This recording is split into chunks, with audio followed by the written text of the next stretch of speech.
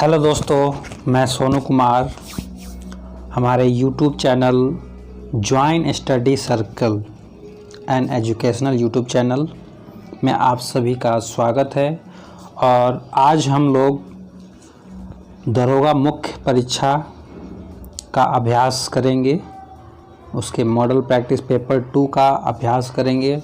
Paper 2 में Rahman sir वाली mains वाली किताब का 4 सेट इससे पहले हो चुका है। यह 5वां सेट है। यह मॉडल प्रैक्टिस सेट 5 है। तो आइए हम एक एक करके प्रश्न का अभ्यास करते हैं। बहुत अच्छे कलेक्शन है। सबसे पहला प्रश्न है हमारा, निम्नलिखित में कौन सा सुमेलित नहीं है। ठीक है, तो कौन सा सुमेलित नहीं है आप बताइएगा। मैं पढ़ते जा रहा हूँ, ध्यान से सुनिए। प्रथम विश्व जलवायु सम्मेलन 1979, प्रथम विश्व शिखर सम्मेलन एजेंडा 21, पृथ्वी शिखर सम्मेलन +5 1997, कार्बन व्यापार मॉन्ट्रियल प्रोटोकॉल। तो इनमें से कौन सुमेलित नहीं है। ठीक है, यानी कि कौन सा जो है वो गलत है। तो आइए एक एक करके इसका उत्तर देखते हैं। मॉन्ट्रियल प्रोटोकॉल ओजोन परत की क्षीणता से संबंधित है। ठीक है, मॉन्ट्रियल प्रोटोकॉल ओजोन परत की क्षीणता से संबंधित है। यह संधि वर्ष 1987 में हस्ताक्षरित हुई थी। ठीक है, तो ये ओजोन परत की क्षीणता से संबंधित है, यानी कि आंसर हो गया यही, ये डी आंसर हुआ। ये कार्बन व्यापार से बता रहा है, तो कार्बन व्यापार से नहीं है, किससे है, ओजोन परत की क्षीणता से संबंधित है। आंसर हो गया। अब बाकी अन्य क्या है उसके बारे में भी थोड़ा थोड़ा जान लेते हैं। प्रथम विश्व जलवायु सम्मेलन 1979 में जिनेवा में हुआ था। प्रथम पृथ्वी शिखर सम्मेलन 1992 रियो डी जेनेरियो में एजेंडा 21 को पारित किया गया। पृथ्वी शिखर सम्मेलन 1992 +5 अर्थात 1997 में आयोजित किया गया था। हमारा अगला प्रश्न है, राष्ट्रीय उद्यानों में आनुवांशिक विविधता का रख रखाव किया जाता है। एक्स सीटू संरक्षण द्वारा, इन सीटू संरक्षण द्वारा, जिन पुल द्वारा, उपरोक्त में से कोई नहीं। सही आंसर हम लोग पता लगाते हैं। देखिए एक एक करके आंसर को देखते हैं, सही आंसर क्या है आप सोच रहे होंगे। चलिए अब हम इसका उत्तर बताते हैं। राष्ट्रीय उद्यानों तथा वन्य जीव अभयारण्यों में इन सीटू संरक्षण द्वारा आनुवांशिक विविधता का रख रखाव किया जाता है। ठीक है, तो इसमें से किसका, इन सीटू संरक्षण द्वारा, किसके द्वारा, राष्ट्रीय उद्यानों में आनुवांशिक विविधता का रख रखाव किया जाता है। किसके द्वारा किया जाता है, तो राष्ट्रीय उद्यानों तथा वन्य जीव अभयारण्यों में इन सीटू संरक्षण द्वारा, यानी कि हमारा आंसर हो गया ए, इन सीटू संरक्षण। ठीक है, अगला और इससे संबंधित बातें जान लेते हैं। जब किसी वनस्पति द्वारा या जीवों का संरक्षण उनके मूल प्राकृतिक आवास क्षेत्र में ही किया जाता है तो उसे इन सीटू संरक्षण कहते हैं। तो उसे जबकि उन्हें कहीं दूसरे स्थान पर संरक्षित किया जाता है तो उसे एक्स सीटू संरक्षण कहा जाता है। आइए अगला प्रश्न देखते हैं। प्रश्न नंबर 3 है, निम्नलिखित में से कौन राष्ट्रपति के प्रसाद पर्यंत अपना पद धारण करता है। भारत का नियंत्रक एवं महालेखा परीक्षक, मुख्य निर्वाचक आयुक्त, लोकसभा अध्यक्ष, भारत का महान्यायवादी।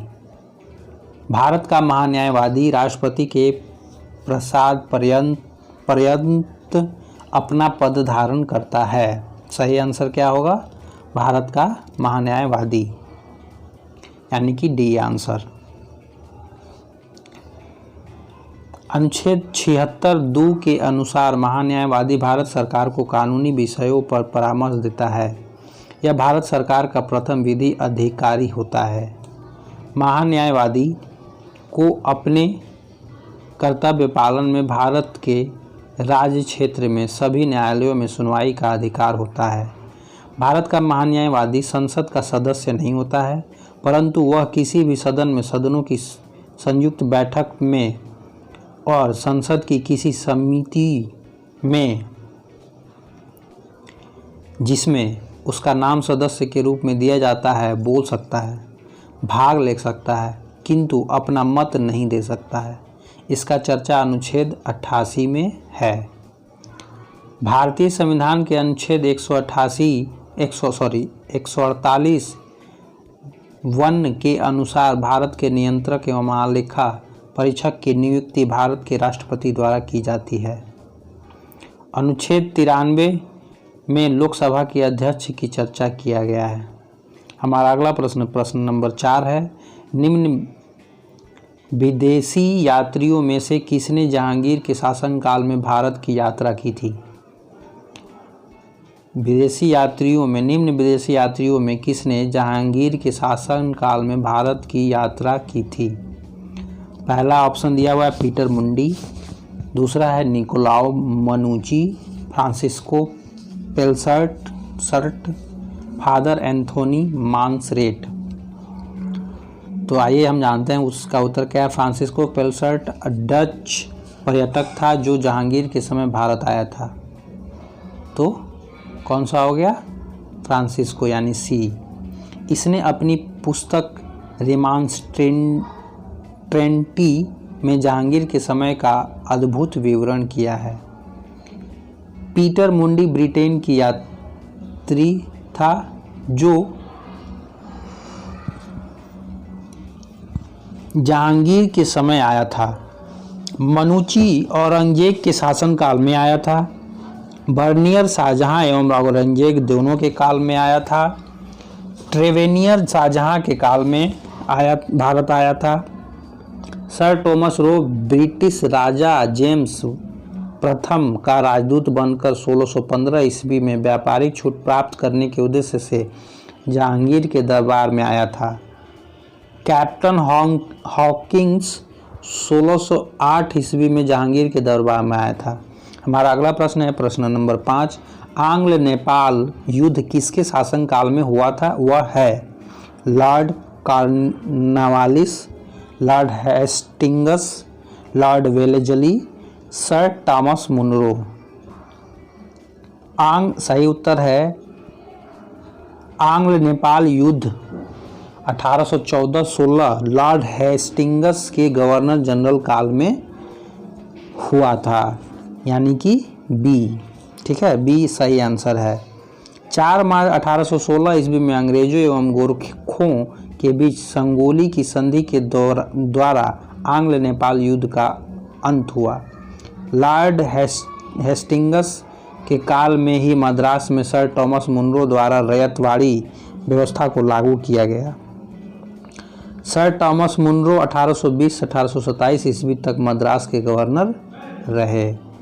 भारत में सिविल सेवा की नींव लॉर्ड कॉर्नवालिस के द्वारा रखा गया, अतः कॉर्नवालिस को सिविल सेवा का जनक कहा जाता है। लॉर्ड वेलेजली को सहायक संधि का जनक कहा जाता है। भारत के सहायक संधि का प्रयोग वेलेजली के पूर्व फ्रांसीसी गवर्नर डुप्ले ने किया था। हमारा अगला प्रश्न है प्रश्न नंबर 6।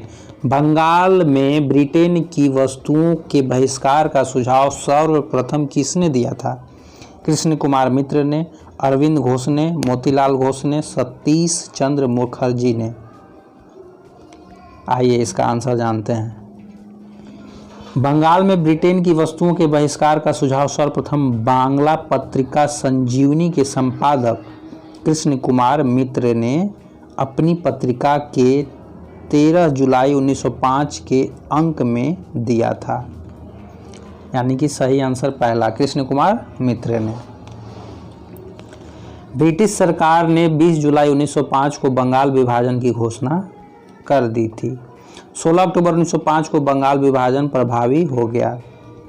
बंगाल का विभाजन लॉर्ड कर्जन 1899 से 1905 के काल में किया गया। बंगाल के विभाजन के समय बंगाल का lieutenant governor sir Andrews Fraser थे। बंगाल के विभाजन के विरोध में हुए प्रारंभिक आंदोलन का नेतृत्व सुरेंद्र नाथ बनर्जी ने किया था। वर्ष 1911 के दिल्ली दरबार में बंगाल के विभाजन को निरस्त करने की घोषणा की गई। हमारा अगला प्रश्न है प्रश्न नंबर 7। निम्नलिखित नगरों में किस एक के निकट पालीताना मंदिर अवस्थित है? भावनगर, माउंट आबू, नासिक, उज्जैन। तो हमारा आंसर है पालीताना पवित्र जैन मंदिर गुजरात के भावनगर में, यानी कि ए आंसर भावनगर जिले के शत्रुंजय पहाड़ियों पर अवस्थित है। यह मंदिर जैन तीर्थकर आदिनाथ को समर्पित करता है। अगला प्रश्न है 8 नंबर। साबुन के बुलबुले के अंदर के दोष वायुमंडलीय दाब से अधिक होता है। हमारा अगला प्रश्न नंबर 8 है, हम फिर से इसे दोहराते हैं। साबुन के बुलबुले के अंदर के दाब वायुमंडल दाब से अधिक होता है, वायुमंडल दाब से कम होता है, वायुमंडल दाब के बराबर होता है, वायुमंडल दाब का आधा होता है। यानी कि बुलबुले के अंदर का दाब का वायुमंडलीय दाब से तुलना करने पे क्या रिजल्ट प्राप्त होता है? तो हमारा उत्तर है साबुन के बुलबुले के अंदर के दाब सदैव बाहर के वायुमंडलीय दाब से अधिक होता है। क्या होता है? साबुन के बुलबुले के अंदर के दाब सदैव बाहर के वायुमंडलीय दाब से अधिक होता है। साबुन के घोल के बुलबुले इसलिए बड़े होते हैं क्योंकि जल में साबुन घोलने पर पृष्ठ तनाव कम हो जाता है। पृष्ठ तनाव के कारण ही द्रव की बूंदें गोलाकार होती हैं। समुद्री लहर को शांत करने के लिए उसमें पेट्रोलियम पदार्थ डाल दिया जाता है, जिससे पृष्ठ तनाव कम हो जाता है।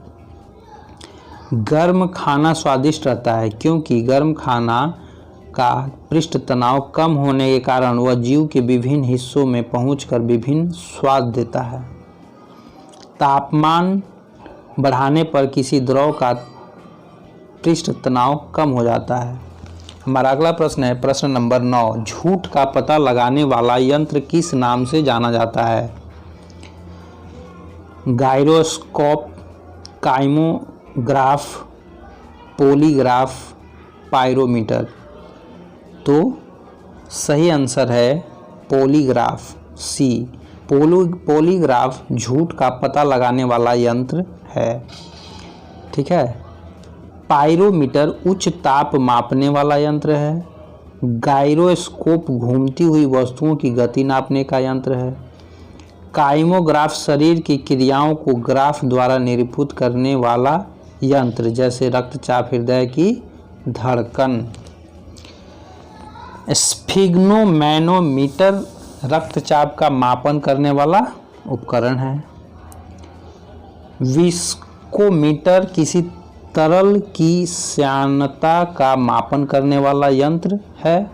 और मैनोमीटर द्रवों या गैसों के दाब का मापन करने वाला उपकरण है। हमारा अगला प्रश्न है प्रश्न नंबर 10। निम्नलिखित में से कौन सा तत्व परमाणु ईंधन की श्रेणी में नहीं आता है? इसमें से कौन सा जो है परमाणु ईंधन की श्रेणी में नहीं आता है? पहला कैडमियम, थोरियम, प्लूटोनियम, यूरेनियम। चलिए बताइए इसका सही आंसर क्या है? आइए अब देखते हैं। सभी रेडियोएक्टिव पदार्थों का परमाणु ईंधन के रूप में प्रयोग किया जा सकता है। कैडमियम रेडियोएक्टिव पदार्थ नहीं है, अतः यह परमाणु ईंधन श्रेणी में नहीं आता है। कैडमियम की छड़ परमाणु रिएक्टर में न्यूट्रॉन मंदक के रूप में प्रयोग होती है। यूरेनियम 235 तथा प्लूटोनियम 239 सबसे अधिक इस्तेमाल होने वाले नाभिकीय ईंधन है। थोरियम का भी परमाणविक ईंधन के रूप में प्रयोग होता है। थोरियम का मुख्य स्रोत मोनाजाइट है। हमारा अगला प्रश्न है प्रश्न नंबर 11, कथन पे है आधारित, ठीक है, एक से अधिक उत्तर या दो, तो वो कौन कौन, पहले आप आइए प्रश्न को पढ़ते हैं। निम्नलिखित कथनों पर विचार कीजिए, ठीक है। तंतु प्रकाशीय पूर्ण आंतरिक परावर्तन सिद्धांत पर आधारित है। प्रकाशिक तंतु संचार तंत्र में ऊर्जा उपभोग अत्यधिक कम होता है। प्रकाशिक तंतु संचार रेडियो आवृत्ति अवरोध से मुक्त है। भारत में प्रकाशिक तंतु के निर्माण में रिलायंस उद्योग समूह संबद्ध है। तो क्या होगा सही आंसर, इसको ध्यान से पढ़ने की जरूरत है। प्रकाश तंतु ऑप्टिकल फाइबर सिलिका से बनी पतली बेलनाकार नलिकाएं होती हैं जो प्रकाश की पूर्ण आंतरिक परावर्तन के सिद्धांत पर कार्य करती है। इसमें प्रकाश ऊर्जा का किसी प्रकार का क्षय नहीं होता है। प्रकाशिक तंतु संचार तंत्र में ऊर्जा उपभोग अत्यधिक कम होता है। ये वैद्युत चुंबकीय अवरोध और रेडियो आवृत्ति अवरोध से मुक्त होते हैं। वर्ष 2000 में स्टरलाइट कंपनी समूह द्वारा भारत में प्रकाशिक तंतु का निर्माण प्रारंभ किया गया, न कि रिलायंस उद्योग समूह द्वारा। तो ये गलत हो जाएगा, 4 नहीं सही होगा, ठीक है। तो सही आंसर क्या है, 1 2 3। इसमें क्या क्या मिला, तंतु प्रकाशिक पूर्ण आंतरिक परावर्तन सिद्धांत पर आधारित है। प्रकाश तंतु ऑप्टिकल फाइबर सिलिका से बनी पतली बेलनाकार नलिकाएं होती है जो प्रकाश की पूर्ण आंतरिक परावर्तन के सिद्धांत पर आधारित है। पहला नंबर सही है। उसके बाद इसमें प्रकाश ऊर्जा का किसी प्रकार का क्षय नहीं होता है। संचार तंत्र में ऊर्जा उपभोग अत्यधिक कम होता है। ये विद्युत चुंबकीय अवरोध और रेडियो आवृत्ति अवरोध से मुक्त होते हैं। तो ये सही है। तीसरा नंबर, प्रकाशीय तंतु संचार रेडियो आवृत्ति अवरोध से मुक्त होते हैं, ठीक है। वर्ष 2000 में स्टरलाइट कंपनी समूह द्वारा भारत में प्रकाशिक तंतु का निर्माण प्रारंभ किया गया, न कि रिलायंस उद्योग समूह द्वारा। तो 4 नंबर भी गलत है, 3 नंबर सही है और 1 नंबर सही है। 2 नंबर प्रकाशिक तंतु संचार तंत्र में ऊर्जा उपभोग अत्यधिक कम होता है।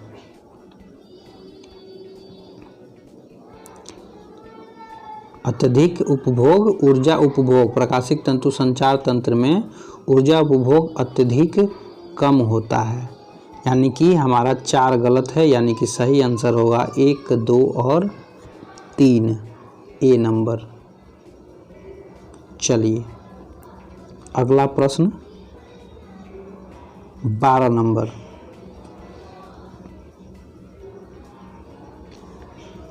आइए 12 नंबर प्रश्न को देखते हैं। 12 नंबर प्रश्न है, सुपर कंप्यूटर के लिए शब्द की लंबाई की परास होती है 16 बिट तक, 32 बिट तक, 64 बिट तक, 128 बिट तक।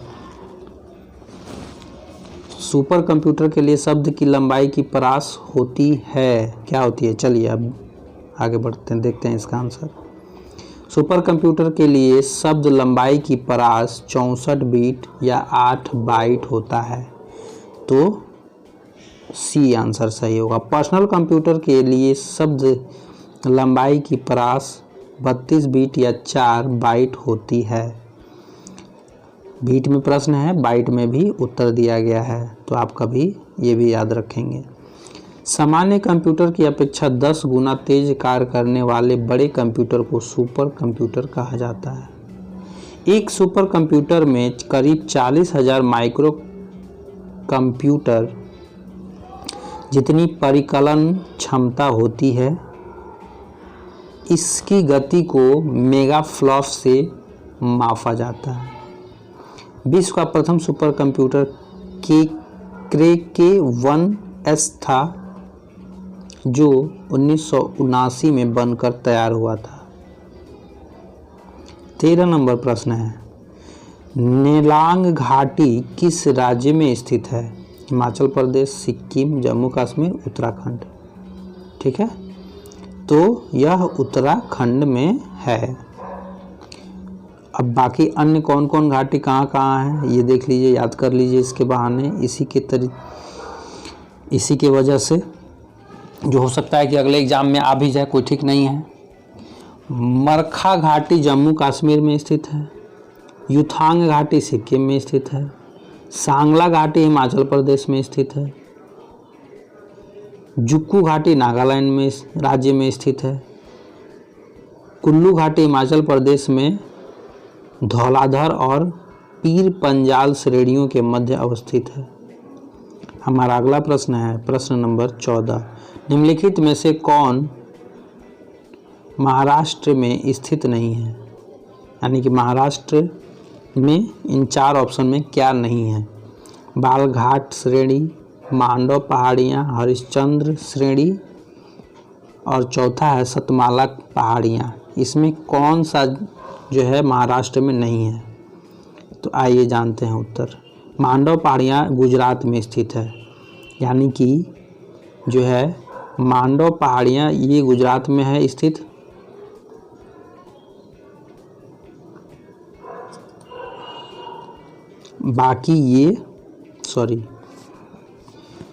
बाकी जो है ये तीनों महाराष्ट्र में है।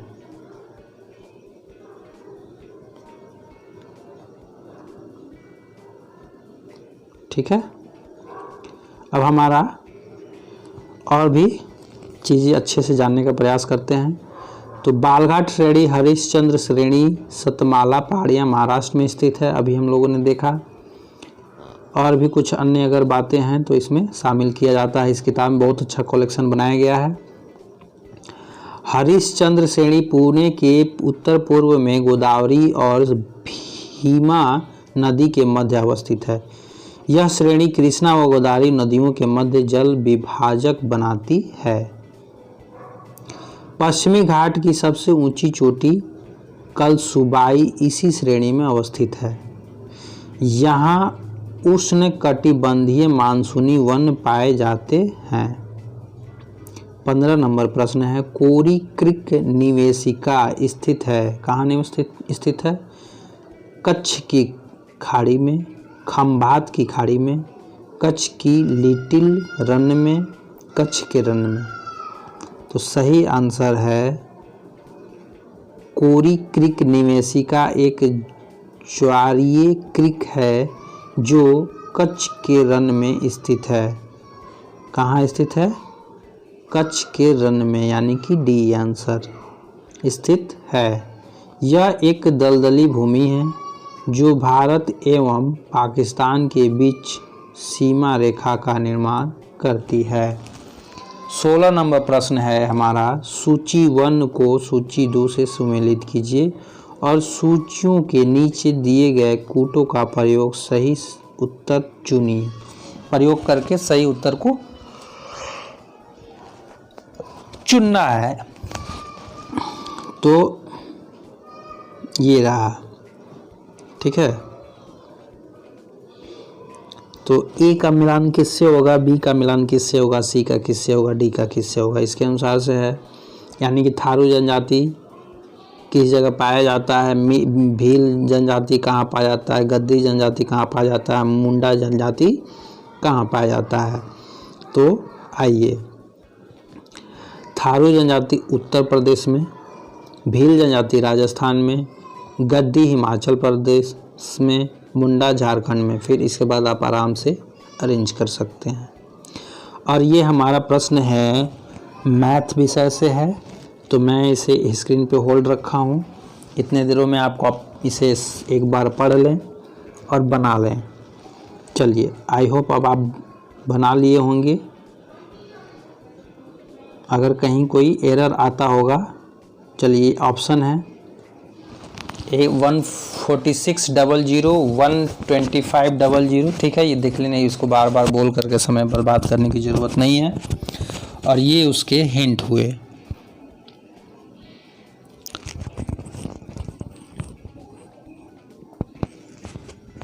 चलिए अगला प्रश्न है रीजनिंग का, कूट वाला प्रश्न है। तो मैं इसे स्क्रीन पे होल्ड रखा हूँ, अब आप इसे बना लीजिए, इसका हिंट भी मैं दिखा देता हूँ। चलिए ठीक है, आगे बढ़ते हैं। 19 नंबर प्रश्न है वही सुमेलित करने वाला, मिलान करने वाला। तो स्थानांतरणशील कृषि का नाम है एक तरफ, और दूसरी तरफ है देश या उसका स्थान। ठीक है, झूमिंग है, मिल्पा है, रोका, लदांग है। ठीक है, ये 4 कृषि हैं और किन स्थानों से पाए जाते हैं उससे सटीक मिलान करना है। तो आइए हम इसका उत्तर देखते हैं। आप इसे स्क्रीन से देख के इसको मिलान कर लें, अगर सारे कृषि, अगर चारों कृषि का स्थान यदि आपको याद हो तो। चलिए, अगर कोई कन्फ्यूजन हो तो आप इसे हिंट से देख लीजिए।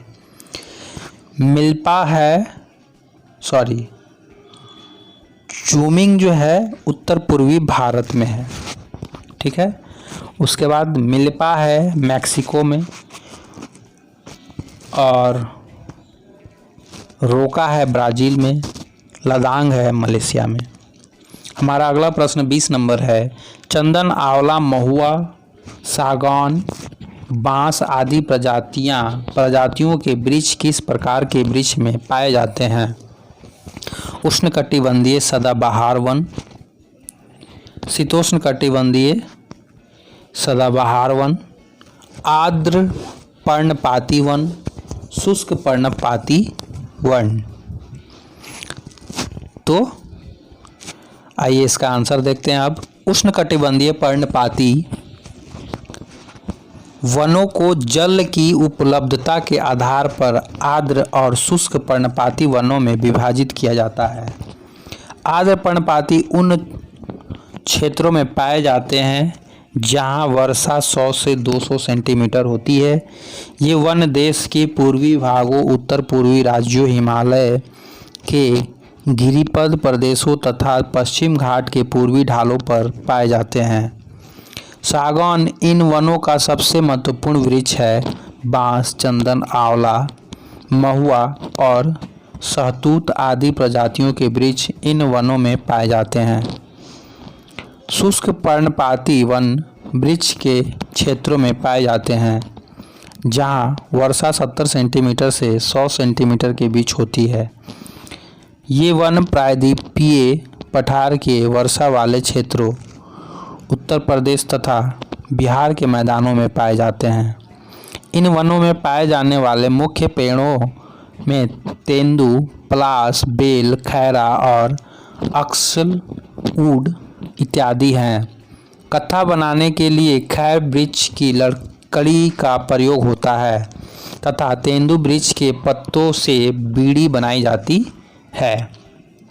हमारा अगला प्रश्न है, गदर पत्र का प्रथम अंक निम्नलिखित में से किस भाषा में प्रकाशित हुआ? अंग्रेजी में, मराठी में, हिंदी में, उर्दू में। चलिए इसका हिंट देखते हैं। 1 नवंबर 1913 को गदर पत्र का पहला अंक प्रकाशित हुआ जो उर्दू भाषा में था। किस भाषा में? तो आंसर हमारा हो गया उर्दू भाषा में। भारत के ब्रिटिश राज से मुक्त कराने हेतु संयुक्त राज्य अमेरिका और कनाडा में लाला हरदयाल, सोहन सिंह भाखना और करतार सिंह सराभा आदि ने मिलकर गदर आंदोलन की स्थापना की थी। गदर पत्र एक साप्ताहिक पत्र था। 9 दिसंबर 1913 से यह गुरुमुखी में भी छपने लगा। यह पत्र मराठी, हिंदी, अंग्रेजी एवं गुजराती भाषा में भी प्रकाशित हुआ। तो हमारा प्रश्न था कि सर्वप्रथम मतलब कब या मतलब पहला भाषा गदर पत्र का प्रथम अंक यानी पहला अंक से यहाँ प्रश्न था, तो पहला अंक हमारा उर्दू में, बाकी बाद में फिर इन भाषाओं में भी छपा या प्रकाशित हुआ। हमारा अगला प्रश्न है 22 नंबर, निम्नलिखित में से किस स्थानों से मध्य पाषाण काल में पशुपालन के प्रमाण मिलते हैं? औदे, बोरी, बागोर, लखनिया। तो मध्य पाषाण काल से पशुपालन के साक्ष्य प्राप्त होने लगते हैं। ठीक है, तो पशुपालन के प्रारंभिक साक्ष्य मध्य प्रदेश के होशंगाबाद के निकट आदमगढ़ पुरास्थल और राजस्थान के भीलवाड़ा जिले में स्थित बागोर से मिलते हैं। कहाँ से मिलते हैं? बागोर से मिलते हैं, यानी कि हमारा सी आंसर सही हो गया।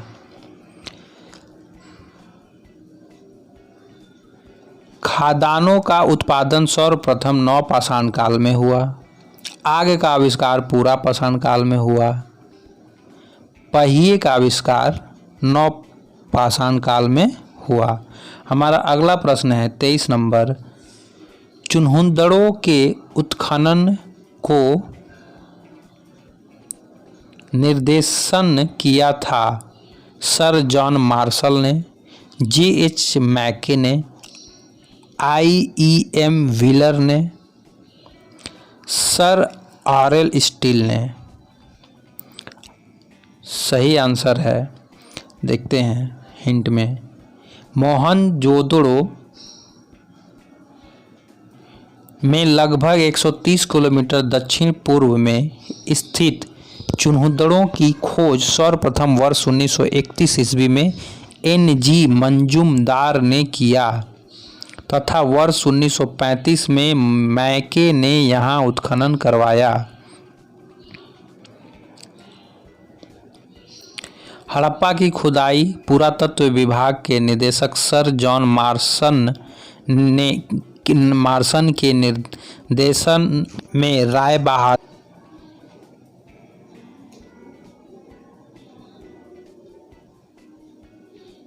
हमारा अगला प्रश्न है 24 नंबर, गौतम बुद्ध की माँ किस वंश से संबंधित थी? ऑप्शन दिया है शाक्य वंश, माया वंश, लिच्छवी वंश, कोलीय वंश। तो गौतम बुद्ध की माता माया देवी कोलीय वंश की कन्या थी। कोलीय वंश। गौतम बुद्ध का जन्म कपिलवस्तु के निकट लुम्बिनी में 563 ईस्वी पूर्व में हुआ था। इनके पिता सुधोधन शाक्य गणराज्य के प्रधान थे। इनके बचपन का नाम सिद्धार्थ था। इनकी मौसी सौतेली माँ प्रजापति गौतमी थी, पत्नी यशोधरा एवं पुत्र राहुल थे। हमारा अगला प्रश्न है 25 नंबर, जो गणित का प्रश्न है। आप इसे मैं स्क्रीन पे पॉज करके रखा हूँ, आप इसे समझ लें फिर बना लें, और अगर हिंट की ज़रूरत है तो ये रहा उसका हिंट 25 नंबर का। चलिए 26 नंबर प्रश्न रीजनिंग का है। मैं इसे स्क्रीन पे होल्ड करके रखा हूँ, आप इसे समझ लें। कूट वाला प्रश्न संबंधित वाला प्रश्न है। तो इसका देखिए ये आंसर हुआ।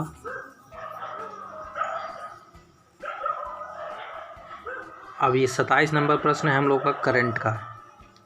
हाल ही में अंतर्राष्ट्रीय खगोलीय संघ IAU ने जिस तारे का नाम सरजाह रखा है वह निम्नलिखित में किस राशि का तारा है? मेष, वृश्चिक, धनु, मीन। तो वृश्चिक राशि का नाम दिया गया है। अंतर्राष्ट्रीय खगोलीय संघ IAU ने नए खोजे गए तारे का नाम सर्जा रखा है, वह वृश्चिक राशि का तारा है।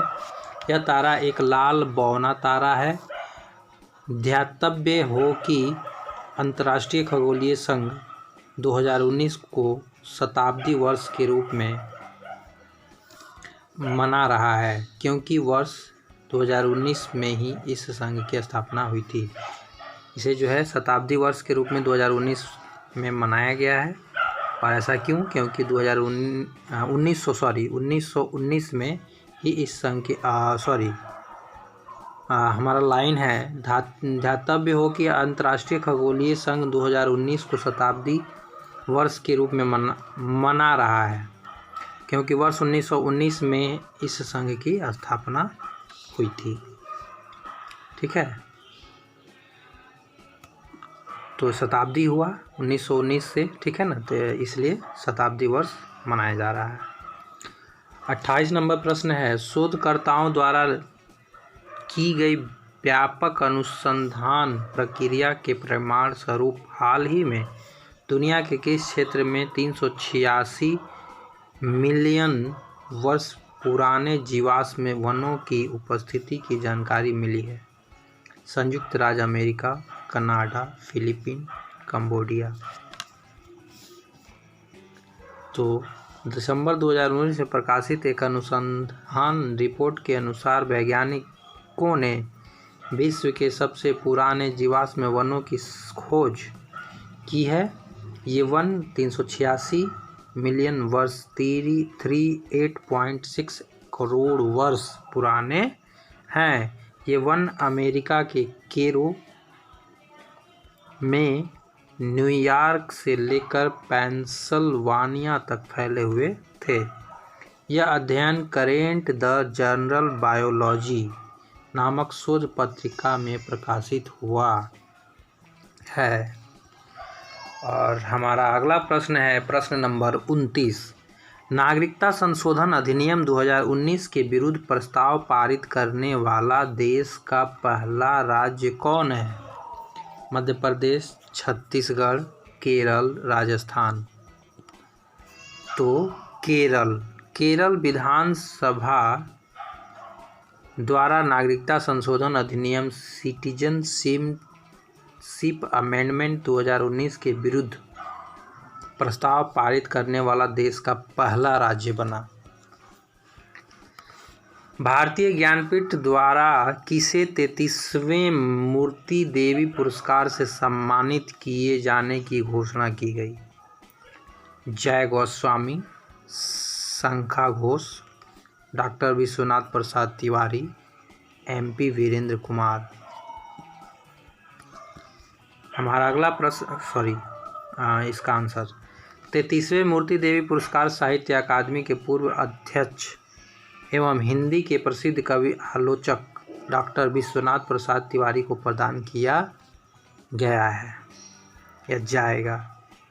ठीक है, अगर हो गया है तो शायद लगता है कि तो उन्हें मिला है, उनके बारे में घोषणा किया गया है। आलोचक कवि आलोचक doctor Vishwanath Prasad Tiwari C answer सही।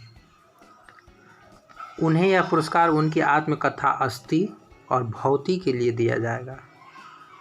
ठीक है, किसके लिए? आत्मकथा अस्थि और भौती। ज्ञातव्य है कि वर्ष 1982 में भारतीय ज्ञानपीठ द्वारा मूर्ति देवी की स्मृति में यह पुरस्कार को प्रति वर्ष दिए जाने का निर्णय लिया गया। हमारा अगला प्रश्न 31 नंबर प्रश्न है, भारतीय विधान पालिका प्रथम बार द्विसदनीय बनाई गई। 1892 के भारतीय काउंसिल एक्ट द्वारा, 1919 के भारतीय काउंसिल एक्ट द्वारा, 1919 के भारत सरकार अधिनियम द्वारा और चौथा 1935 के भारत सरकार अधिनियम द्वारा। 1919 के भारत सरकार अधिनियम द्वारा केंद्र में द्विसदनीय विधान पालिका की स्थापना की गई।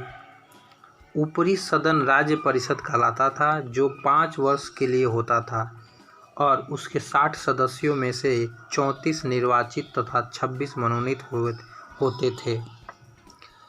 निचला सदन केंद्रीय विधानसभा कहलाता था, जो 3 वर्ष के लिए होता था और 144 सदस्यों में से 104 निर्वाचित तथा 40 मनोनीत होते थे। 1919 में भारत परिषद अधिनियम के द्वारा भारत में पहली बार मुसलमानों के लिए पृथक निर्वाचन क्षेत्र की व्यवस्था किया गया। इस तरह भारत में पहली बार सांप्रदायिकता की बीच पर मोहर इसी अधिनियम को माना जाता है। भारत शासन अधिनियम के द्वारा प्रांतों को स्वायत्तता दे दिया गया तथा केंद्र में द्वैध शासन प्रणाली को लागू किया। भारत में संघीय न्यायालय की स्थापना 1 अक्टूबर 1937 को भारत शासन अधिनियम 1935 के अंतर्गत की गई थी।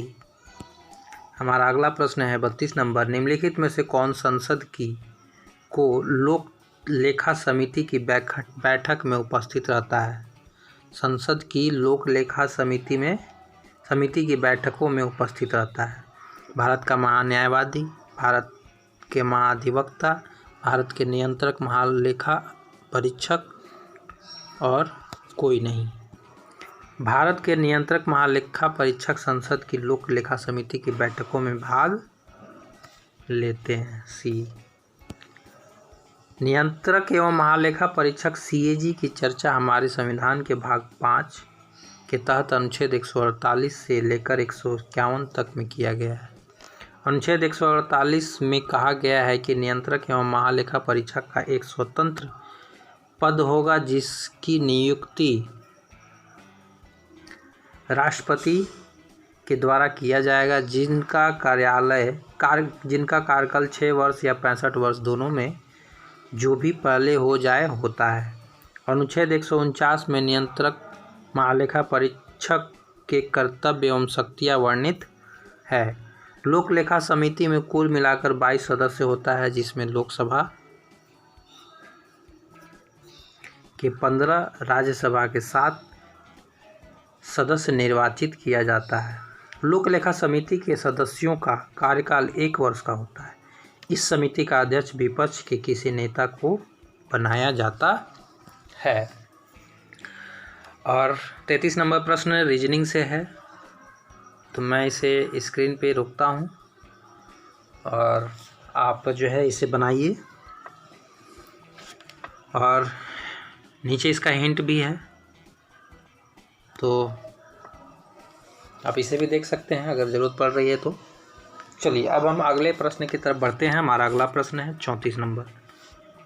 34 नंबर प्रश्न कहता है, भारत के मानवाधिकार संरक्षण अधिनियम कब लागू हुआ? भारत में मानवाधिकार संरक्षण अधिनियम कब लागू हुआ? 1990 में, 1991 में, 1992, 1993? तो 1993 में। भारत में मानवाधिकार संरक्षण अधिनियम 28 सितंबर 1993 को लागू हुआ। इसका उद्देश्य मानव अधिकारों का बेहतर संरक्षण, राष्ट्रीय मानव अधिकार सुरक्षा आयोग का गठन और राज्य में मानव अधिकार सुरक्षा आयोग का गठन करता है। ठीक है। हमारा अगले प्रश्न है 35 नंबर। निम्न राज्यों के निर्माण का सही क्रम है। ठीक है, तो राज्यों का निर्माण तिथि अनुसार पहले और बाद के क्रम को सजा देना है। और राज्य कौन कौन सा है? तो सिक्किम, नागालैंड, अरुणाचल प्रदेश, मेघालय। ठीक है, तो आइए सही क्रम देखते हैं।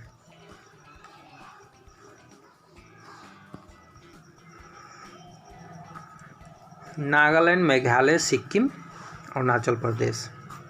नागालैंड, मेघालय, सिक्किम, अरुणाचल प्रदेश, यानी सी आंसर। अब इसका सही आंसर डिटेल जानते हैं। नागालैंड, मेघालय, सिक्किम, अरुणाचल प्रदेश। ठीक है। नागालैंड की स्थापना 1 दिसंबर 1963 को। मेघालय राज्य का गठन 21 जनवरी 1972 को। सिक्किम राज्य का गठन 15 मई 1975 को। और अरुणाचल प्रदेश का गठन 20 फरवरी 1987 ईस्वी को।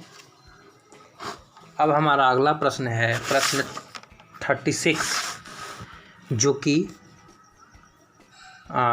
पॉलिटी का है। सूची 1 सूची यानी कि अनुच्छेद को मिलाना है। अनुच्छेद के तहत क्या क्या आता है? ग्राम पंचायतों का गठन, काम करने का अधिकार, समान नागरिक संहिता, कृषि एवं पशुपालन का गठन। चारों किस किस अनुच्छेद से मैच करता है उसका ही क्रम सजा देना है।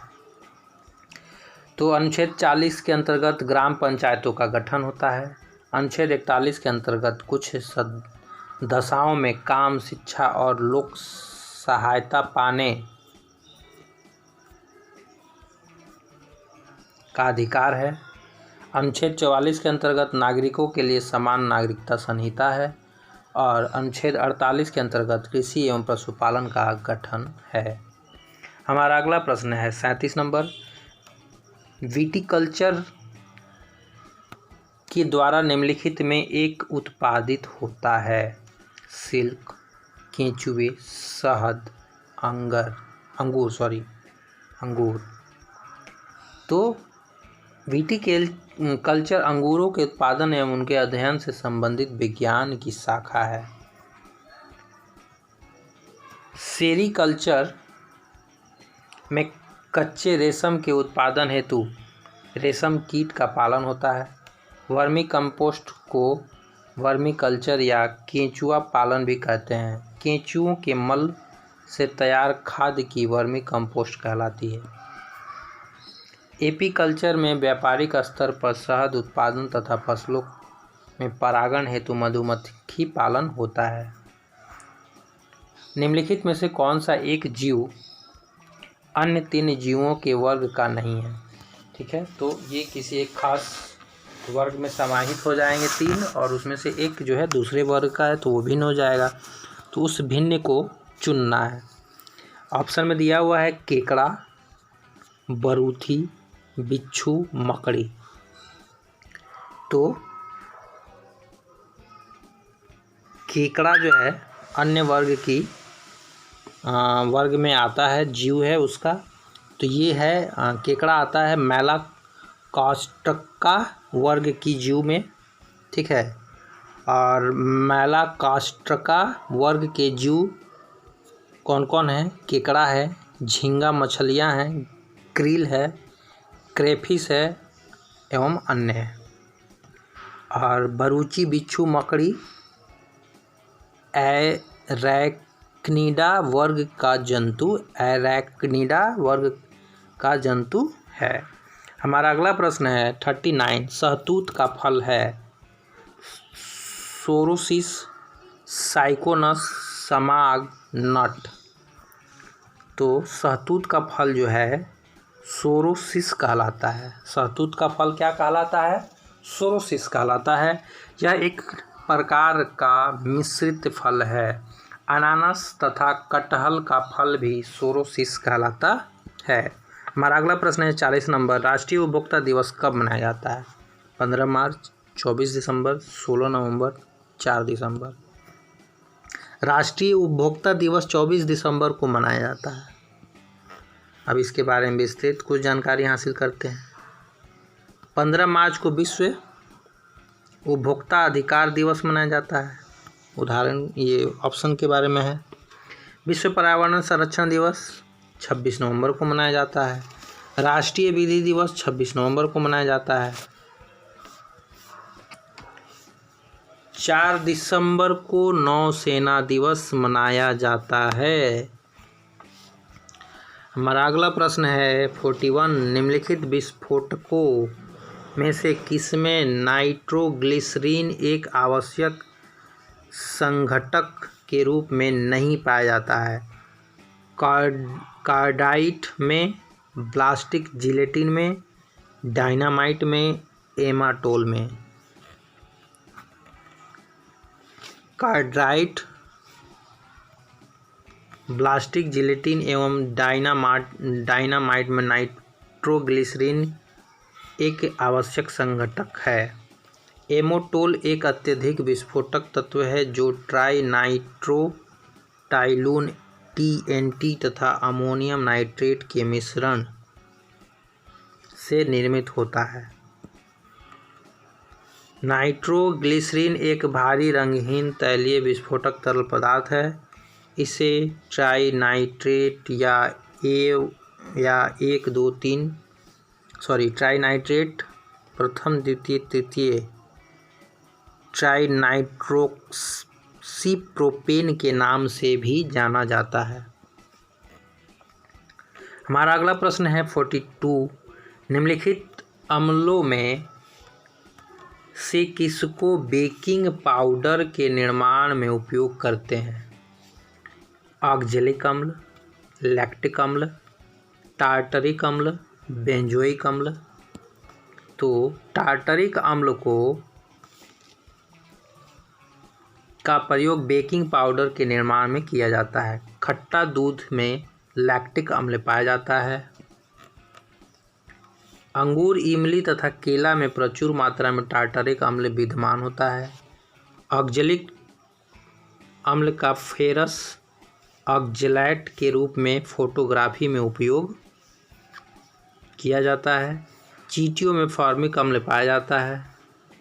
सिरका में एसिटिक अम्ल पाया जाता है। नींबू में साइट्रिक अम्ल पाया जाता है। शीतल पेय एवं सोडा वाटर में कार्बोनिक अम्ल पाया जाता है। हमारा 43 नंबर प्रश्न क्या है? टेफ्लॉन का सामान्य नाम क्या है? Polytetrafluoroethylene, polyvinyl chloride, polyvinyl fluoride, डाइफ्लोरोमीथेन।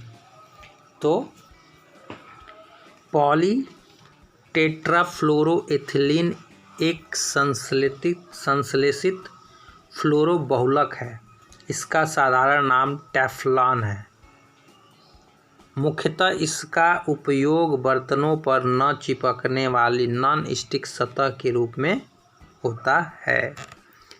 इसका घनत्व 2.2 ग्राम पर सेंटीमीटर क्यूब होता है। इसका गलनांक 327 डिग्री सेल्सियस होता है।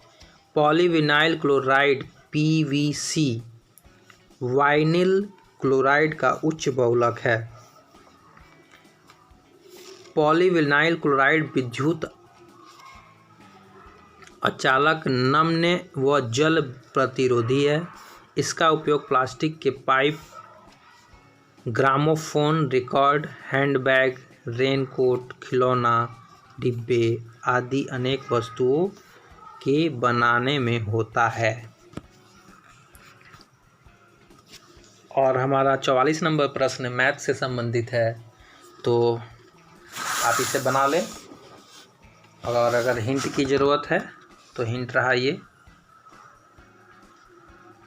आंसर होगा ए 12 दिन में कर सकता है। ठीक है। और हमारा अगला प्रश्न अब है 6 दिन। नेट आंसर है 6 दिन। ठीक है, तो आप इसे देख लेंगे। अब हमारा अगला प्रश्न भी मैथ से संबंधित है, तो ये मैथ्स का प्रश्न है। चलिए इसे भी बना लीजिए, हिंट की ज़रूरत अगर है तो। ये हिंट रहा। और आइए 46 नंबर प्रश्न।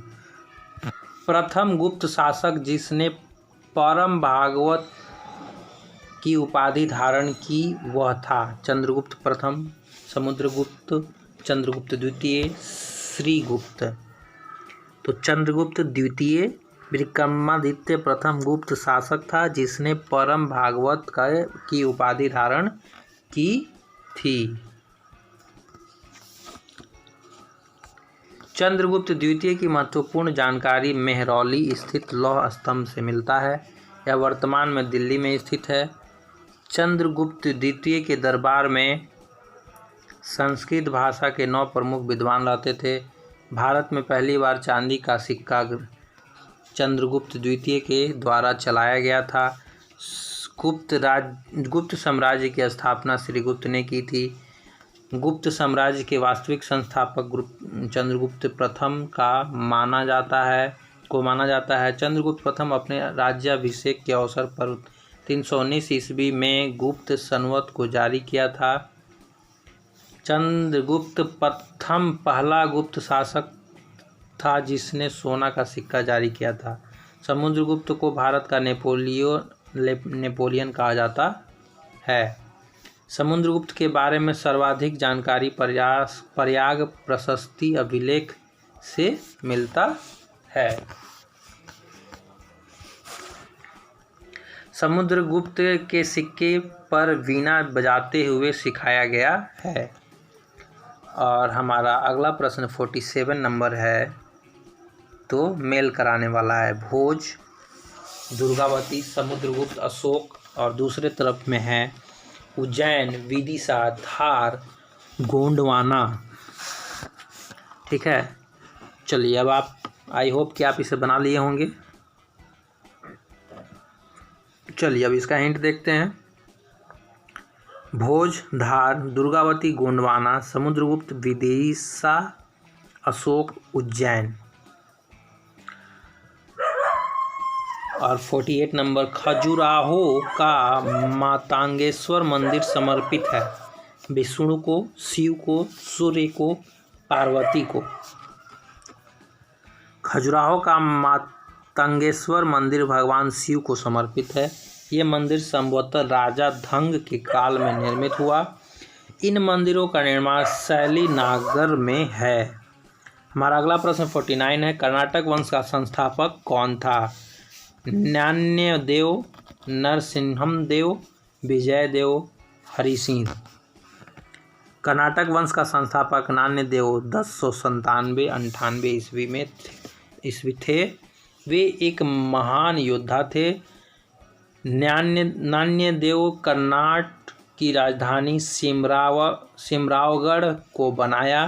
कर्नाट वंश का शासनकाल मिथिला का स्वर्ण युग कहलाता है। कर्नाट वंश के अंतिम शासक हरिसिंह देव थे।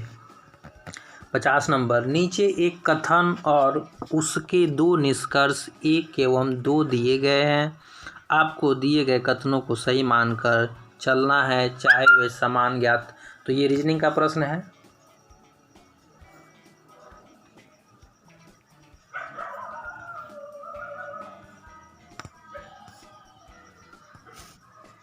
चलिए मैं पूरे प्रश्न को स्क्रीन पे होल्ड कर दिया, अब आप इसे देख लीजिए। चलिए, हिंट की ज़रूरत अगर है तो ये हिंट है। और हमारा अगला प्रश्न है मैथ से 51 नंबर, उसका हिंट ये रहा। 52 नंबर है, एक पैटर्न वाली पारदर्शी शीट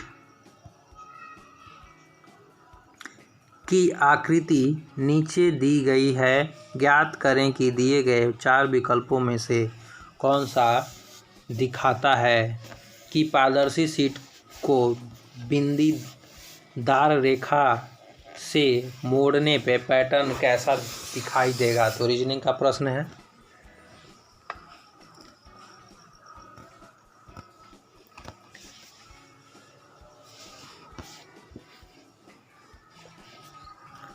आंसर रहा ये 53 नंबर मैथ्स का प्रश्न है, ट्रिग्नोमेट्री का, उसका आंसर रहा ये हिंट के साथ। और 54 नंबर भी मैथ्स से प्रश्न है और उसका हिंट रहा ये। 55 नंबर जो है वो हमारा जीएस का प्रश्न है। 55 राजकोषीय नीति का संबंध है अर्थव्यवस्था में मुद्रा पूर्ति से, बैंकिंग व्यवस्था के विनियमन से, आर्थिक विकास के लिए नियोजन से, सरकार की आय एवं व्यय से। तो उसका संबंध सरकार की आय एवं व्यय से है, यानी 4 नंबर। राजकोषीय नीति का संबंध सरकार की आय तथा व्यय से है। राजकोषीय घाटा कुल राजस्व प्राप्तियों, अनुदानों और गैर ऋण पूंजीगत प्राप्तियों के ऊपर सरकार के कुल व्यय, राजस्व तथा पूंजीगत व्यय जिसके अंतर्गत उधारों में दिया गए शुद्ध ऋणों की राशि भी सम्मिलित है। हमारा अगला प्रश्न है 56। वास्तविक सकल घरेलू उत्पाद को मापा जाता है वर्तमान दामों पर, स्थिर दामों पर, औसत दामों पर, पश्च समीकृत दामों पर। जीडीपी सकल घरेलू उत्पाद जीडीपी होता है।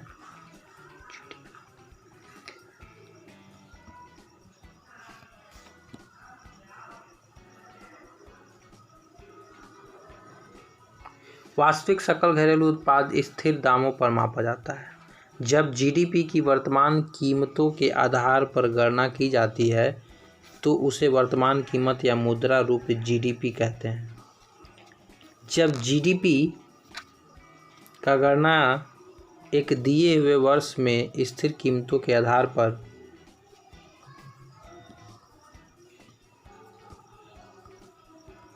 की जाए तो उसे स्थिर कीमतों पर जीडीपी अथवा वास्तविक जीडीपी कहते हैं। वास्तविक जीडीपी बराबर वर्तमान वर्ष के लिए जीडीपी गुने आधार वर्ष और भागा वर्तमान वर्ष सूचक, ये सूत्र है। 57 नंबर प्रश्न है वैश्वीकरण का अर्थ क्या है?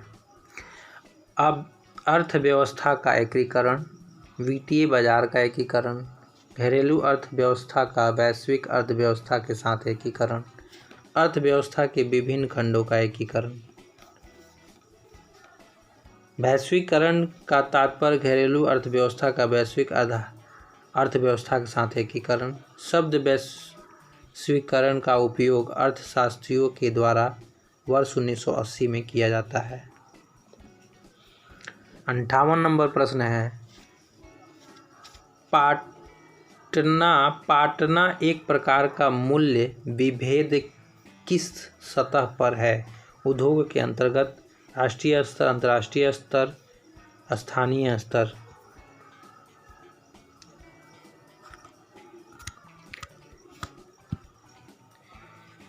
पाटना अंतर्राष्ट्रीय व्यापार के मूल्य विभेद सबसे प्रचलित तरीका है। यह एक ऐसी मूल्य पद्धति है जिसमें कोई फर्म विदेशी ग्राहकों के लिए घरेलू ग्राहकों की तुलना में कम मूल्य निर्धारित करती है। सरोद में कितने तार होते हैं? तो 17 से 25 तार होते हैं। पारंपरिक सरोद में 17 से 25 तार होते हैं, तो इसमें ऐसा कुछ है नहीं, तो 19 डाल सकते हैं। NIEO का पूरा स्वरूप क्या है, यानी पूरा उसका फुल फॉर्म क्या है? National institute of economic operations, new Indian economic order, new international exporting organisation. तो ये नाम से ही लगभग क्लियर हो जाता है, लेकिन फिर भी इसका पूरा नाम आप देख लें। NIEO का पूरा स्वरूप, पूरा नाम न्यू इंटरनेशनल इकोनॉमिक ऑर्डर है। और ये हमारा अगला प्रश्न 61 नंबर है रीजनिंग से। तो रीजनिंग का प्रश्न आप देख लें और इसे बनाएं, और अगर किसी तरीके का परेशानी होता है तो ये उसका हिंट है। 62 नंबर प्रश्न भी रीजनिंग से है, तो इसे भी बनाएं। कंप्लीट प्रश्न इस तरह से ये रहा और हिंट ये रहा 62। 63 है मैथ से, तो प्रश्न और उसका फिर हिंट। हमारा अगला प्रश्न 64 है। तो 64 नंबर प्रश्न है केंद्रीय ईंधन अनुसंधान संस्थान का मुख्यालय कहाँ है? रांची में है, जलगोड़ा में है, धनबाद में है, देहरादून में है। तो वो हमारा अनुसंधान संस्थान का मुख्यालय जलगोड़ा में है, यानी कि बी। केंद्रीय ईंधन अनुसंधान संस्थान का मुख्यालय जलगोड़ा में है। भारतीय लाख अनुसंधान संस्थान का मुख्यालय रांची में है। ये लाह चूड़ी वाला होता है, उसको लाह बोलते हैं। केंद्रीय खनन अनुसंधान केंद्र धनबाद में है। केंद्रीय वन अनुसंधान संस्थान देहरादून में है। भारतीय पेट्रोलियम संस्थान देहरादून में है। भारतीय मौसम विज्ञान संस्थान नई दिल्ली में है। भारतीय खगोल संस्थान बेंगलुरु में है। हमारा अगला प्रश्न 65 नंबर है। बाउलिंग खेल के खेल परिसर को क्या कहते हैं? Course, pool, alley, rink. तो उसे क्या कहते हैं? उसे एली कहा जाता है। बाउलिंग खेल के परिसर को एली कहा जाता है। गोल्फ खेल परिसर को कोर्स कहा जाता है। तैराकी के खेल परिसर को पूल कहा जाता है। आइस हॉकी के खेल के परिसर को आइस हॉकी के खेल परिसर को रिंक कहा जाता है। बाउल्स के खेल परिसर को ग्रीन्स कहा जाता है। हमारा अगला प्रश्न है 66। गंगा के सहायक नदियों में किन नदियों का उद्गम स्थल नेपाल हिमालय से है? घाघरा, रामगंगा, गंडक, कोसी, शारदा। और इस तरीके से अब आइए इसका सही आंसर जानते हैं। गंगा की प्रमुख सहायक नदियां जो नेपाल हिमालय से निकलती हैं, घाघरा, गंडक, कोसी तथा शारदा है। घाघरा नदी तिब्बत के पठार में स्थित पाम्प चाचुंगो हिमनद से निकलकर नेपाल में बहने के बाद शारदा काली या काली गंगा का जल लेकर छपरा के निकट गंगा में विलीन हो जाती है। गंडक नदी दो धाराओं काली गंडक और त्रिशूला गंगा के मिलने से बनती है। यह नेपाल हिमालय में धौलागिरी व माउंट एवरेस्ट के बीच से निकलती है और मध्य नेपाल को अपवाहित करती है। यह नदी पटना के निकट सोनपुर में गंगा नदी में मिल जाती है। गंगा नदी में जा मिलती है या मिल जाती है। कोसी एवं पूर्ववर्ती नदी है। कोसी एक पूर्ववर्ती नदी है जिसका स्रोत माउंट एवरेस्ट के उत्तर में है, जहां से इनकी मुख्य धारा अरुण निकलती है। शारदा या सरयू नदी का नेपाल हिमालय में मिलाप हिमनद है, जहां इसे गौरी गंगा के नाम से जाना जाता है। 67 नंबर प्रश्न। सिंधु नदी तंत्र में शामिल नदियों का उत्तर से दक्षिण की ओर सही क्रम क्या है? सिंधु नदी तंत्र में शामिल नदियों का उत्तर से दक्षिण की ओर सही क्रम इस प्रकार है: झेलम, चेनाब, रावी, सतलज। सिंधु नदी का उद्गम स्थल तिब्बत में स्थित मानसरोवर झील है। यह नदी लद्दाख श्रेणी को काटती हुई भारतीय भूभाग जम्मू कश्मीर राज्य में प्रवेश करती है। सिंधु नदी की प्रमुख सहायक नदियां सतलज, रावी, ब्यास, झेलम, चिनाब, जास्कर, गिलगिट, सियांग इत्यादि है। 68 नंबर प्रश्न है। क्राकाटाओ ज्वालामुखी किस देश में है? इंडोनेशिया में, इटली में, हवाई द्वीप पे और या इक्वेडोर में? तो क्राकाटाओ ज्वालामुखी इंडोनेशिया में स्थित है। माउंट एटना ज्वालामुखी इटली के सिसिली द्वीप पर स्थित है। वर्तमान में संसार का सर्वाधिक सक्रिय ज्वालामुखी किलायू है, जो अमेरिका के हवाई द्वीप में स्थित है। कोटोपैक्सी ज्वालामुखी इक्वेडोर में स्थित है। किलिमंजारो तंजानिया में स्थित है। हमारा अगला प्रश्न 69 नंबर। आर्थिक लाभ तथा सामान्य लाभ इस रूप में क्या है? इस रूप में से एक है। 4 ऑप्शन है, उसमें से एक है आर्थिक लाभ तथा सामान्य लाभ। किस प्रकार के लाभ में उसको विभाजित किया जाएगा? लेखाशास्त्र लाभ, अनुकूलतम लाभ, अधिकतम लाभ, शुद्ध लाभ।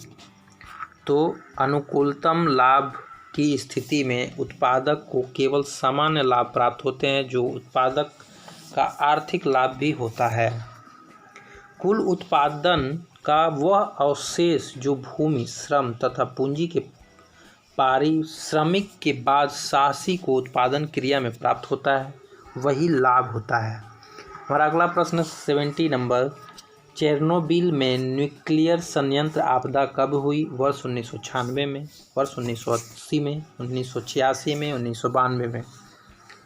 चलिए, चेरनोबिल में 26 अप्रैल 1986 को Chernobyl nuclear power plant Ukraine में आपदा हुई थी। इस घटना में 5000 कर्मचारी प्रभावित हुए थे। 71 नंबर प्रश्न है, निम्नलिखित में से कौन अंग्रेजी के प्रसिद्ध लेखक हैं? अमृता प्रीतम, महादेवी वर्मा, आशापूर्णा देवी, मुल्क राज आनंद। मुल्क राज आनंद भारत के प्रसिद्ध अंग्रेजी भाषा के लेखक थे। Untouchables, coolie, the village, two लिंड and a bird, the sword and the sickle इनकी प्रसिद्ध उपन्यास है। अमृता प्रीतम पंजाबी भाषा की लेखिका हैं। इनकी प्रमुख उपन्यास पिंजर, अदालत, कोरे कागज आदि हैं। महादेवी वर्मा हिंदी भाषा के प्रसिद्ध लेखिका हैं। इनकी प्रसिद्ध पुस्तक यामा है। आशापूर्णा देवी बंगाली भाषा की लेखिका हैं। ज्ञानपीठ पुरस्कार प्राप्त करने वाली प्रथम महिला आशापूर्णा देवी हैं। लीग, हमारा अगला प्रश्न है 72 नंबर, लीग ऑफ नेशंस की स्थापना कब हुई थी? 10 फरवरी 1920, 10 दिसंबर 1919, 10 जनवरी 1920, 1 जनवरी 1920। लीग ऑफ नेशन राष्ट्र संघ की स्थापना 10 जनवरी 1920 को जिनेवा, स्विट्जरलैंड में हुई थी। यह पेरिस संधि सम्मेलन के परिणाम स्वरूप संयुक्त राष्ट्र संघ के पूर्ववर्ती के रूप में संगठित एक अंतरशासकीय संगठन था। 73 नंबर प्रश्न, लक्ष्मीबाई राष्ट्रीय शारीरिक शिक्षा संस्थान कहाँ स्थित है? झांसी, पटियाला, ग्वालियर, इंदौर। लक्ष्मीबाई राष्ट्रीय शारीरिक शिक्षा संस्थान ग्वालियर में स्थित है। इसकी स्थापना अगस्त 1957 में हुआ था। नेताजी सुभाष राष्ट्रीय खेल संस्थान NIS एशिया का सबसे बड़ा खेल संस्थान है, जो पटियाला, पंजाब में स्थित है। 74 नंबर प्रश्न, दादा साहब फाल्के ने किस वर्ष अपने पहली फीचर फिल्म तैयार की थी? 1912, 1911, 1910, 1913। दादा साहब फाल्के ने 3 मई 1913 को कोरेनेशन थिएटर में राजा हरिश्चंद्र नामक अपनी पहली मूक फिल्म दर्शकों को दिखाई थी। भारत की पहली बोलती फिल्म आलम आरा थी, जिसका निर्देशन आर्देशिर ईरानी ने वर्ष 1931 में किया था। हमारा अगला प्रश्न है 75, घूमुरा डैश डैश डैश का लोक नृत्य है, मतलब कहाँ का लोक नृत्य है? मिजोरम का, झारखंड का, उड़ीसा का, मध्य प्रदेश का। तो घूमुरा जो है उड़ीसा का लोक नृत्य है और चेरान मिजोरम का लोक नृत्य है, यानी कि मिजोरम का लोक नृत्य चेरान है। झारखंड का मुंडा है और उड़ीसा का घूमुरा हो गया। मध्य प्रदेश का कर्मा है, ठीक है। पुडुचेरी का गरानी है। छत्तीसगढ़ का गौर नृत्य। कथकली थुलाल कोट्टट्टिकली केरल का। तेरताली मध्य प्रदेश का लोक नृत्य है। 76 नंबर प्रश्न मैथ से प्रश्न है, तो आप इसे बनाइए और इसके नीचे ये इसका हिंट रहा। 8 सेंटीमीटर बी आंसर है। 77 नंबर प्रश्न भी मैथ से है, इसे आप स्क्रीन पे देख लें। चलिए इसका हिंट मैं दिखा देता हूँ।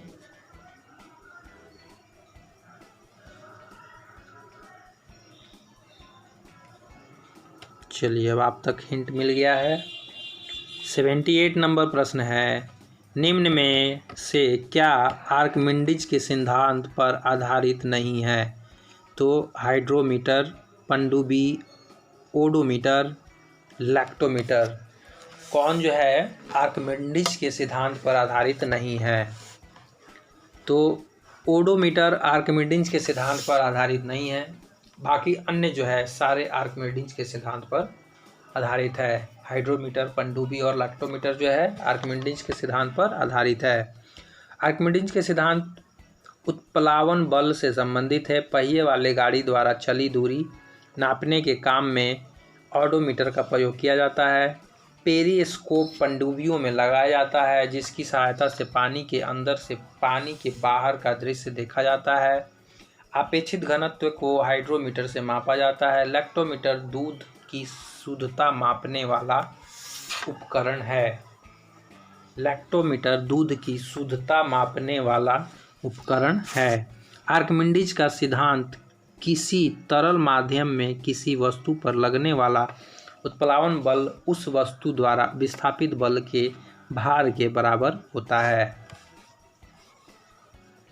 हमारा अगला प्रश्न है 79 नंबर, दौलत खान ने बाबर को काबुल में सम्राट के विरुद्ध सहायता प्रदान करने के बदले में अपनी निष्ठा के लिए संदेशवाहक भेजा। बहलोल लोदी, गाजी खान लोदी, सिकंदर लोदी, इब्राहिम लोदी। 79 नंबर, दौलत खान ने बाबर को काबुल में सम्राट इब्राहिम लोदी के विरुद्ध सहायता प्रदान करने के बदले में अपनी निष्ठा के लिए संदेशवाहक भेजा। आलम खान लोदी के पुत्र दौलत खान लोदी थे। इब्राहिम लोदी का चचा आलम खान लोदी थे। दौलत खान लोदी अपने पुत्र आलम खान लोदी की सहायता से पंजाब का प्रशासन संभालता था। ये पिता पुत्र दोनों दिल्ली पर अधिकार करना चाहते थे। चित्तौड़ के शासक राणा सांगा भी दिल्ली पर शासन करना चाहते थे। कहा जाता है कि राणा सांगा भी बाबर को भारत पर आक्रमण करने के लिए आमंत्रित किया था। लोदी वंश के संस्थापक बहलोल लोदी था। हमारा अगला प्रश्न 80 नंबर है, निम्नलिखित में से कौन सी क्रिया अत्यधिक ऊष्माक्षेपी होती है? सल्फ्यूरिक अम्ल का जल में घुलना, धोवन सोडा का जल में घुलना, कॉपर सल्फेट का जल में घुलना, ब्लीचिंग पाउडर का जल में घुलना। सल्फ्यूरिक अम्ल का जल में घुलना अत्यधिक ऊष्माक्षेपी होती है। वे रासायनिक अभिक्रिया जिसमें ऊष्मा का उत्सर्जन होता है ऊष्माक्षेपी अभिक्रियाएं कहलाती हैं। उदाहरण के लिए नाइट्रोजन और हाइड्रोजन के परस्पर संयोग से अमोनिया बनता है तथा इस अभिक्रिया में काफ़ी ऊर्जा मुक्त होती है।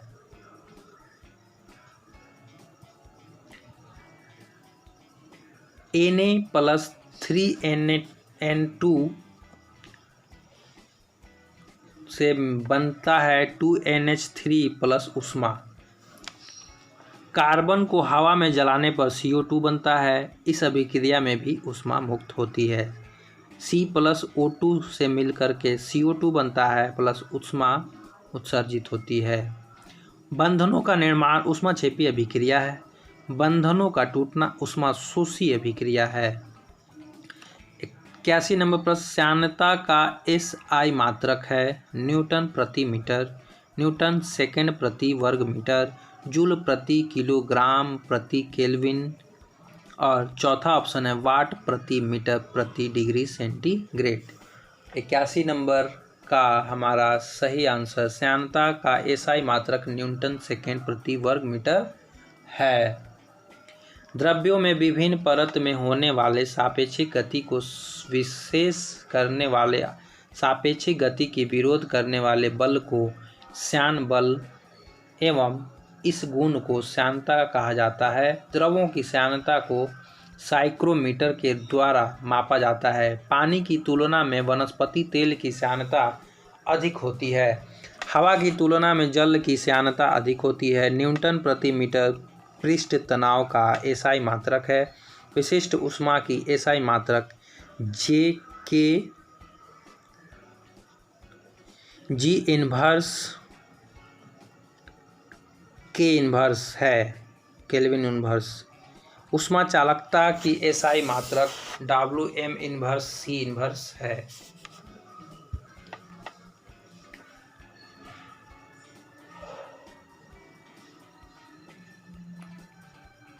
निम्नलिखित में से किस एक को भोर का तारा के नाम से जाना जाता है?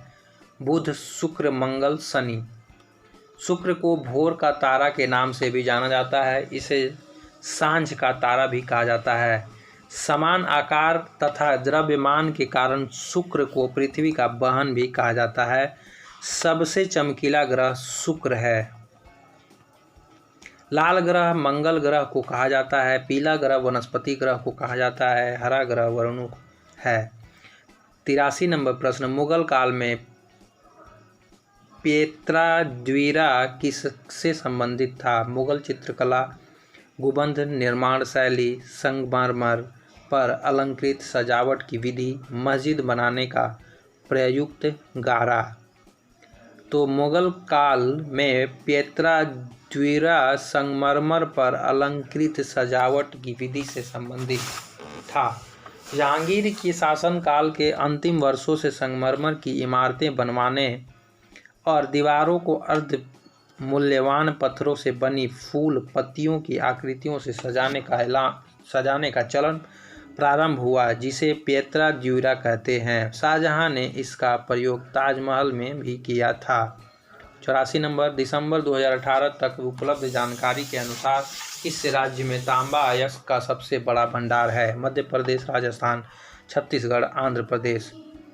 इंडियन मिनरल बुक 2017 के अनुसार तांबा का सबसे बड़ा भंडार राजस्थान 813 मिलियन टन 53.81% में है। इसके बाद 295 मिलियन टन 19.54% के साथ झारखंड का द्वितीय स्थान है। 283 मिलियन टन 18.75% के साथ मध्य प्रदेश का तीसरा स्थान है। 85 नंबर प्रश्न, निम्नलिखित में से कौन सी भूमि किसी भी देश के स्वामित्व में नहीं है? वानातू, अंटार्कटिका, ग्रीनलैंड, सोलेमन द्वीप समूह। अंटार्कटिका भूमि पर किसी देश का स्वामित्व नहीं है। वर्ष 1959 में संपन्न अंटार्कटिका ट्रीटी के तहत अंटार्कटिका क्षेत्र का उपयोग केवल वैज्ञानिक तथा शांतिपूर्ण उद्देश्यों हेतु किया जा सकता है और यह संधि इस क्षेत्र में सभी प्रकार के क्षेत्रीय दावों को नकारती है। वानुआतू वर्ष 1981 में तथा सोलोमन द्वीप वर्ष 1974 में पूर्ण रूप से स्वतंत्र देश के रूप में अस्तित्व में आए। ग्रीनलैंड पर डेनमार्क का अधिकार है। कौन सी राष्ट्रीय पार्टी नहीं है? ठीक है, 4 पार्टियां हैं, उनका नाम दिया गया है और उनमें से कौन जो है राष्ट्रीय पार्टी नहीं है? कम्युनिस्ट पार्टी ऑफ इंडिया मार्क्सवादी, nationalist Congress party, Dravid Munnetra कंडगम Bahujan Samaj party. Dravid Munnetra कंडगम को राष्ट्रीय पार्टी का दर्जा प्राप्त नहीं है। जन प्रतिनिधित्व अधिनियम 1951 में राजनीतिक दलों के पंजीकरण के प्रावधान है तथा पंजीकरण करने का अधिकार निर्वाचन आयोग के पास है। वर्तमान में देश के अंदर कुल 8 राजनीतिक दलों को राष्ट्रीय स्तर पर दर्जा प्राप्त है। भारतीय राष्ट्रीय कांग्रेस, भारतीय जनता पार्टी, बहुजन समाज पार्टी, भारतीय कम्युनिस्ट पार्टी, मार्क्सवादी कम्युनिस्ट पार्टी, राष्ट्रीय कांग्रेस पार्टी, अखिल भारतीय तृणमूल कांग्रेस तथा नेशनल पीपुल्स पार्टी शामिल है। 87 नंबर प्रश्न, भारत के संसद द्वारा हिंदू विवाह अधिनियम कब लागू किया गया? 1950, 55, 57, 61। तो 1955 में भारतीय संसद द्वारा हिंदू विवाह अधिनियम को वर्ष 1955 में लागू किया गया। 88 नंबर प्रश्न, जॉन 4 पुराने ट्रैक्टर 2 लाख। अच्छा, ये मैथ का प्रश्न है, ठीक है। 88 नंबर प्रश्न आप 2 भागों में बट गया है। चलिए, ये यहाँ तक हुआ, रेस्ट ये हुए।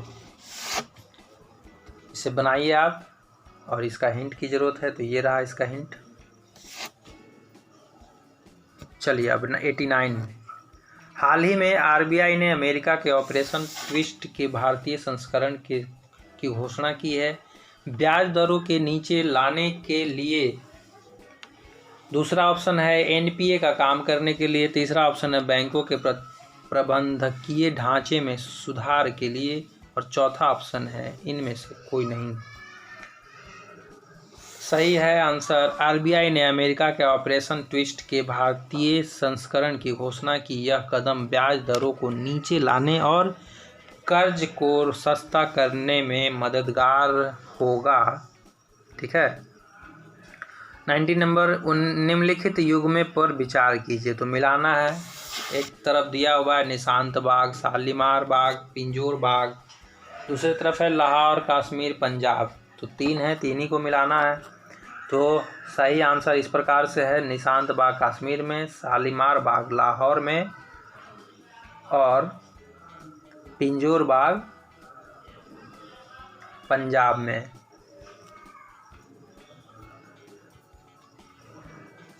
निम्नलिखित जनपदों में से किसने सबसे पहले युद्ध में हाथियों का प्रयोग बड़े पैमाने पर किया था? अवंती, कलिंग, मगध, लिच्छवी। तो सही आंसर है मगध। मगध ही पहला राज्य था जिसने अपने पड़ोसियों के विरुद्ध युद्ध में हाथियों का बड़े पैमाने पर प्रयोग किया। देश के पूर्वांचल से मगध के शासकों के पास हाथी पहुंचते थे।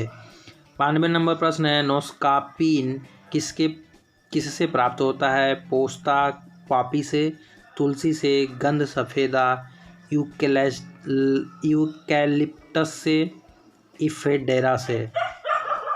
चिकित्सीय दृष्टि से महत्वपूर्ण नोस्कापीन पोस्ता से प्राप्त होता है। हेरोइन, अफीम पोस्ता से प्राप्त की जाती है।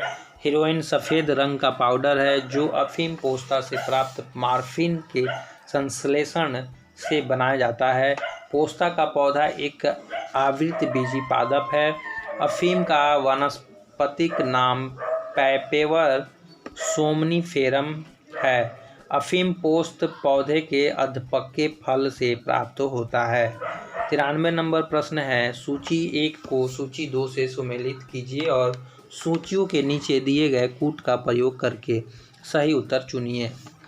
केंद्रीय उच्च तिब्बतन अध्ययन संस्थान, इंदिरा गांधी विकास अनुसंधान संस्थान, राष्ट्रीय मनोस्वास्थ्य संस्थान एवं तंत्रिका विज्ञान, केंद्रीय अंग्रेजी तथा विदेशी भाषा संस्थान। ये सब कहाँ है उसके जगह से मैच कराना है। ऑप्शन में है, दूसरे पक्ष जगह का नाम है हैदराबाद, मुंबई, बेंगलुरु और धर्मशाला। एक कन्फ्यूजन के लिए और एक्स्ट्रा भी है वाराणसी।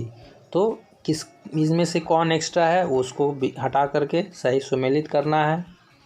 तो इस प्रकार से इसका आंसर है केंद्रीय उच्च तिब्बतन अध्ययन संस्थान वाराणसी में है, इंदिरा गांधी विकास अनुदान संस्थान मुंबई में है, राष्ट्रीय मनोस्वास्थ्य एवं तंत्रिका विज्ञान संस्थान बेंगलुरु में है, केंद्रीय अंग्रेजी तथा विदेशी भाषा संस्थान हैदराबाद में है। 94 नंबर प्रश्न रीजनिंग का प्रश्न है, पासा का प्रश्न है, तो आप इसे बना लीजिए। ये उसके हिंट हैं। 95 नंबर भी रीजनिंग के प्रश्न हैं, इसे भी आप बना लीजिए। उसके हिंट मैं नीचे दे देता हूँ। चलिए 96 नंबर प्रश्न भी क्रम सजाने हैं, रीजनिंग के ही प्रश्न हैं। चलिए 97 जीएसटी लागू करने वाला बिहार का कौन सा स्थान है? पहला, दूसरा, तीसरा, चौथा।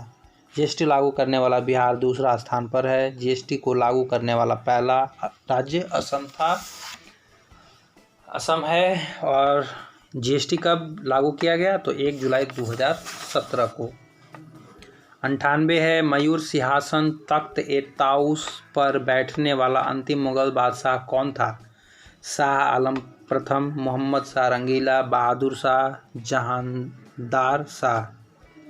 तो मयूर सिंहासन तख्त ए ताउस पर बैठने वाला अंतिम मुगल शासक मोहम्मद शाह रंगीला था। मोहम्मद शाह के शासनकाल में नादिर शाह ने 1739 ईस्वी में दिल्ली पर आक्रमण किया। नादिर शाह ने मयूर सिंहासन सहित कोहिनूर हीरा ले गया। नादिर शाह को ईरान का नेपोलियन कहा जाता है। मयूर सिंहासन को बेबांदला ने बनाया था।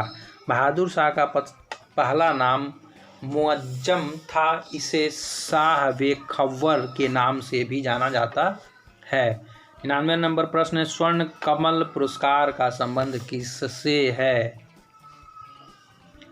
साहित्य से, फिल्म से, पराक्रम से, खेलकूद से? तो पुरस्कार जो है ये किससे संबंधित है? तो फिल्म से। स्वर्ण कमल का संबंध फिल्म में दिए जाने वाले पुरस्कार से है। साहित्य क्षेत्र में ज्ञानपीठ पुरस्कार दिया जाता है। पराक्रम क्षेत्र में अशोक चक्र अवार्ड दिया जाता है। 100 नंबर प्रश्न यानी हमारा अंतिम नंबर प्रश्न है, साल की लकड़ी की उपयोग अधिकतर किस उद्योग में होता है? साल की लकड़ी का उपयोग अधिकतम किस उद्योग में होता है? कागज में, माचिस में, कत्था में, रेलवे स्लीपर में। तो साल की लकड़ी का उपयोग अधिकतर रेलवे स्लीपर में किया जाता है। साखू या साल की लकड़ी बहुत ही कठोर, भारी तथा मजबूत भूरे रंग की होती है। इसकी प्रमुख विशिष्टता वजनी होने के कारण इसका प्रयोग अधिकांश रेलवे स्लीपर के निर्माण में होता है। मलाया में इस लकड़ी से जहाज बनाया जाता है। तो प्यारे साथियों, मेरे भाई बंधु, आज हम लोगों ने सेट 5 को कंप्लीट किया है, अभ्यास किया है। तो बहुत अच्छे कलेक्शन थे और ये तो मैं बोल रहा हूँ, और आपको कैसा लगा आप मुझे कमेंट के माध्यम से बताएं। और फिर हम मिलते हैं सेट 6 में। तब तक के लिए धन्यवाद।